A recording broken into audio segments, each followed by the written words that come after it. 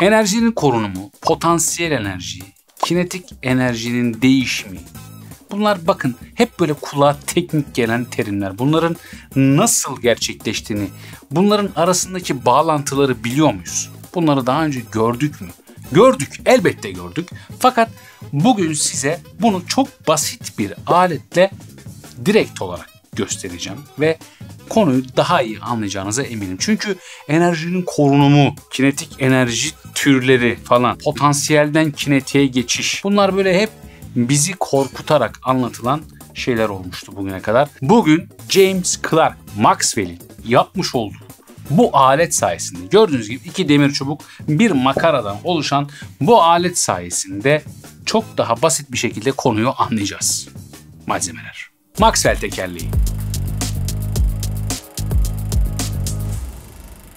Gördüğünüz gibi çok basit malzemelerden oluşan bir deney. Keşke malzemeler değil de malzeme deseydik. Ama o bir alışkanlık oldu artık, malzemeler. İp var. Kesin ip var. Ve kesin ip var, Erhan haklı.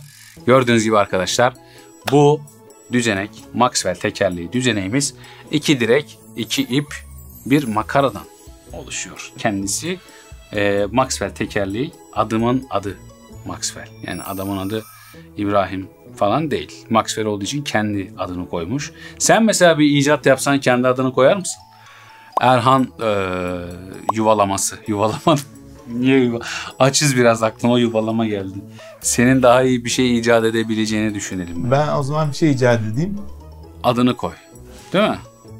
Bugün şimdi yapmam şart mı? Yok, şimdi yapma. Biraz zaman verelim sana Erhan'cığım, biraz uğraş üstüne. Evet, Maxwell tekerleği enerji meselesini bize anlatacak. Nasıl anlatacak? Hemen hızlıca gösteriyorum arkadaşlar. Bakın. Ne yapıyoruz biliyor musunuz? Deneye hızlıca başlayacağım. İplerden tutarak bu Maxwell tekerleğini yukarıya doğru sarıyorum. Bildiğin böyle bir sarma sarar gibi sarıyorum kendisini. Şurası dengesi kaçmasın.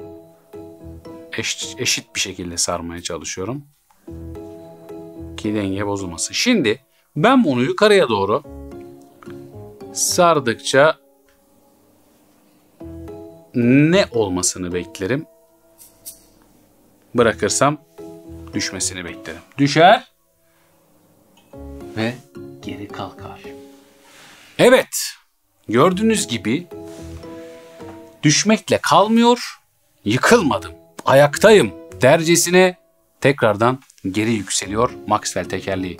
Ne gördük arkadaşlar? Şöyle hazır yukarıdayken bakın, yukarıya doğru sardığımda ben size basitçe hikaye anlatayım. Burada bir beklenti var. Bu beklenti ne arkadaşlar? Bunun aşağıya doğru inmesi değil mi? Çünkü yer çekimi var. Dolayısıyla benim hani derler ya, bu çocuğun potansiyeli çok yüksek. Bu çocuktan bir beklentim var benim. Bu tekerlekten de bir beklentim var. Yani aşağıya doğru düşmesi ve bir ne diyorum? Potansiyeli var. Potansiyel enerji. Yani sanki henüz gerçekleşmemiş ama gerçekleşecek olan enerjiye potansiyel enerji diyoruz diye bir tanım yapabilirim mesela. Basfi tanımı olsun. Yani bu tekerleğin bir potansiyeli var. Bu düşecek ve düşüyor. Ve düşüyor. Düştüğü gibi de ne oluyor? Bu bir kinetik enerjiye dönüşüyor arkadaşlar. Potansiyelini görmeye başlıyoruz. Buna da kinetik enerji deniyor. Harekete geçiyor. Kinetik enerji, gördüğümüz iki tür enerji var aslında burada. Kinetik enerji başlığı altında. Bir, öteleme dediğimiz kinetik enerji. İki de dönme. Ötelemeyi şöyle düşünün. Ne oluyor? Yukarıdan aşağıya öteleniyor.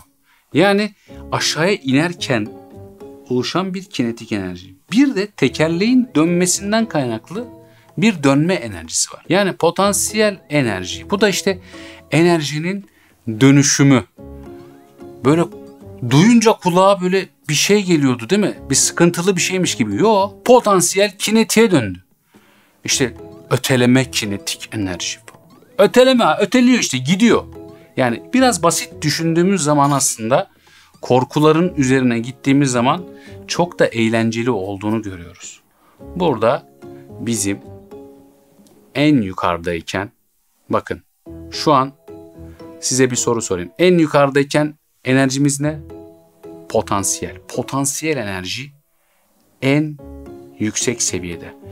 Enerjinin dönüşümüne geliyorum. Bakın, enerjinin korunumuna geliyorum. Pardon. Şimdi aşağıya doğru indiği zaman ne oluyor? Potansiyeli azalıyor, kinetiği artıyor.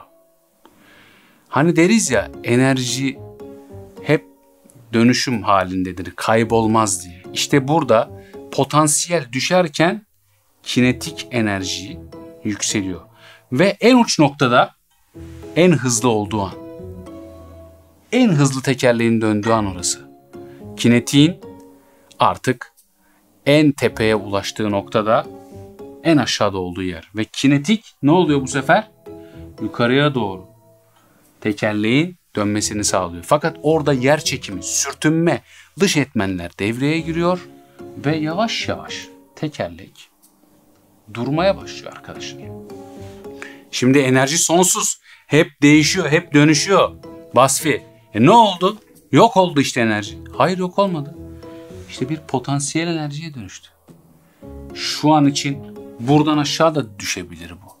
Doğru mu? Yani bunun potansiyeli kayboldu diyemeyiz. Ben potansiyelini yukarıya doğru çıkartarak arttırıyorum. Yok oldu demiyorum arkadaşlar. İşte burada görmüş olduğumuz hikayede en tepede potansiyel enerjisi, en yüksek kinetik enerjisi yok. Aşağıya doğru inerken potansiyeli azalıyor, kinetik enerjisi artıyor. En aşağı konumda kinetik enerjisi en üst seviyede, potansiyel enerjisi en alt seviyede. Aşağıdan yukarıya doğru tekrar yükselirken ne oluyor? Kinetiği azalırken potansiyeli artıyor. İşte enerjinin dönüşümü ve korunumu meselesi bu kadar basit. Yani işin mantığını kavradığımız zaman çözmesi çok daha basit oluyor. Peki ne dedik?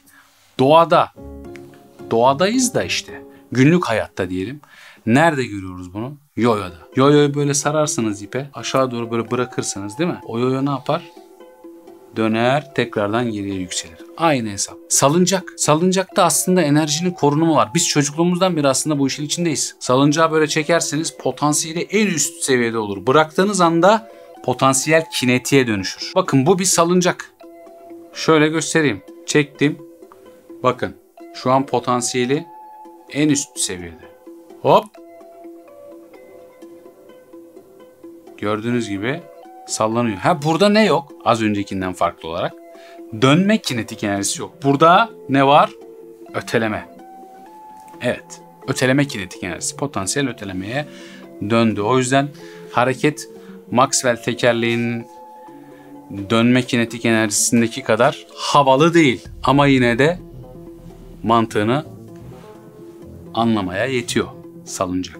Onun dışında mesela araçlar arkadaşlar. Burada da aynı mesele. Araçlar hem ileri gidiyor hem de ne oluyor? Tekerlekleri dönüyor. Dolayısıyla orada da hem öteleme kinetik enerjisi var hem de dönme kinetik enerjisi var. Arabanın mesela hareketli parçaları, işte bu dönen parçalarını ne kadar hafifletebilirlerse aslında enerji tüketimini de o kadar düşürüyorlar. Ama işte bunları tasarlarken mesela araç üreticileri mutlaka buna dikkat ediyorlardır. Zaten mesela az tüketen araçlara bakın. Genelde onların jantları plastikten yapılır. Dikkat edin bundan sonra yoldaki arabalara dikkat edin. Daha böyle lüks araçların jantları daha böyle büyük olur, daha böyle gösteriş olur. Tabii siz onu değiştirebiliyorsunuz ama aslında yakıt tüketimini de arttırmış oluyorsunuz. Mesela büyük jantlı araçlar daha fazla yakıt tüketimine, daha güzel gözükür ama yakıt tüketimini arttırır. Çünkü o dönmesinden ağır bir şeyi çevirmek daha zor ve daha fazla enerji sarf ettiriyor. Dolayısıyla onları da böyle daha hafif yapabiliyor üreticiler. Bu arada aklınıza takılmış olabilir. Madem enerji kaybolmaz, bu nasıl durdu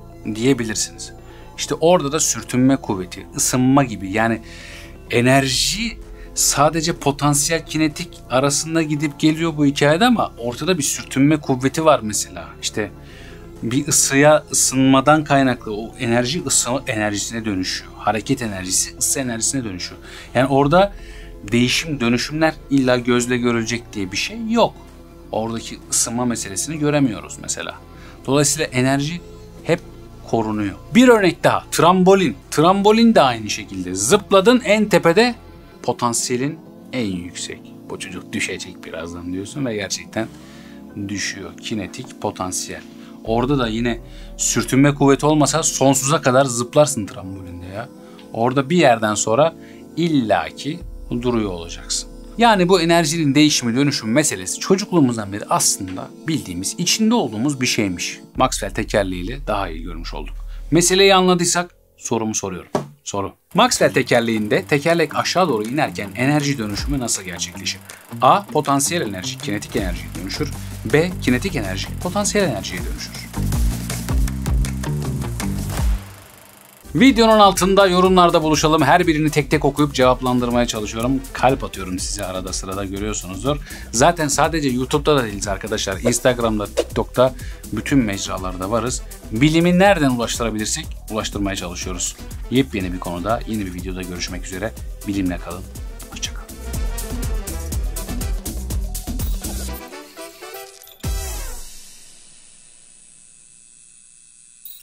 Sen o yüzden bana hep diyordun senin enerjin yüksek, enerji, potansiyel enerjin Senin yüksek. potansiyelin yüksek, bir türlü bir şey. Duruyorum ya ben devamlı. Ondan diyordun bana hep sen enerjin Sen yüksek.